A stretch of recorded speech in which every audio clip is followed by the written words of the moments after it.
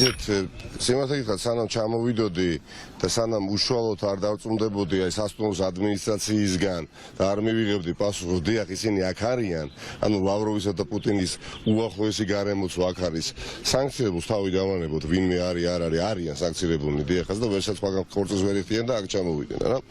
ხო, აი და ვინ არის ჩამოსული? ლავროვი, აი რუსული ველური ურდო დროდადრო შეესევა ქვეყნებს, ქალაქებს, დაიპროვენ, დახოცავენ ხალხს. 2004 წლიდან ეს ბატონი ლავროვი ამ ყველაფერს ამართლებს. ჯერ გეგმავს და ამართლებს. ეს ლავროვი საგარეო საქმეთა მინისტრი არის ტერორისტული სახელმწიფოსი. ეს ჩვენი და არის საგარეო საქმეთა მინისტრი, ვისი გვარიც არ მახსენდება ახლა უცბად, ხო? აი ბატონი დარჩიაშვილი, ხო, გამახსენდა, ხო? არის პუტინის მარჯვენა ხელი და დარწმუნებული ვარ, რომ ესენი დღეს ცდილობენ აქ მოილხინონ და პუტინის ადგილზე შესვან. მათი ოცნება დღეს აქ ვინც იქნება ამ ქორწილში, მინიმუმ ხო უდიდესი სურვილი იქნება გაიმარჯვოს რუსეთმა და დამარცხდეს უკრაინა. აქ ახლა არ არსებობს მთავრობა და ოპოზიცია ამ რეალურად აი ამ მოცემულობაში, ხო? აი ანტისახელმწიფოებრივი აქტი ჩაიდინა მორიგი, უფრო მძიმე ვიდრე მანამდე. გავრილოვი არაფერი არ აქვს უფასო მაყურებლობო ამ ხალხთან შედარებით. პოზნერი არავინ არ არის. აქ არ არსებობს იმისიანი და ამისიანი. აქ არსებობს ორი პოზიცია, ან არასწორი პოზიცია, სახელმწიფოებრივი პოზიცია, ან არასახელმწიფოებრივი პოზიცია. მთავრობის მომხრე, ოპოზიციის მომხრე, არა, ეს ქვეყანა თუ გიყვას და მის თავისუფლებას თუ პატივსემ და დამოუკიდებლობას აფასებ ქვეყნისა, მტერი კი არა, მკვლელი არის შემოსული. როცა ქართველი მათ შორის ჯარისკაცები ახლა ალბათ ან პირდაპირ ეთერში გვისმენენ, ზოგი სანგრიდან ახალი გამოსულია რუს ებრძვის ბრძოლის ველზე, ჩვენი თავისუფლებისთვის და ასე შემდეგ და ვინც ებრძვის, ხო, აი მათი ხელმძღვანელობა მთლიანად არის დღეს ყვარელში.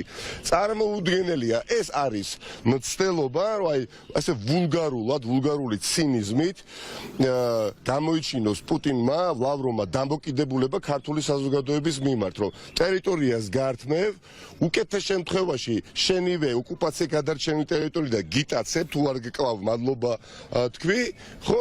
მაგრამ შენთან შემოვდივარ ოკუპაცია გადარჩენილი ტერიტორიაზე და ვცეკვავ, ვთამაშობ და ქორწილსაც ვიხდი. ამიტომ ქორწილი რომც ჩაიშალოს დღეს პირობითად, ხო? თენახევარში კიდე გამართავენ ქორწილს. როგორც ჩანს, უკვე ამ ტაქტიკას მიმართავენ რუსები და ივანიშვილები ერთენი არიან.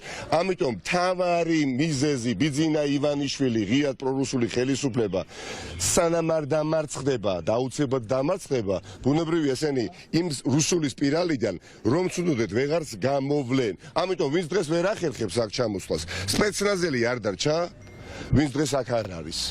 სპეცნაზის თანხლებით ატარებენ ქორწილს.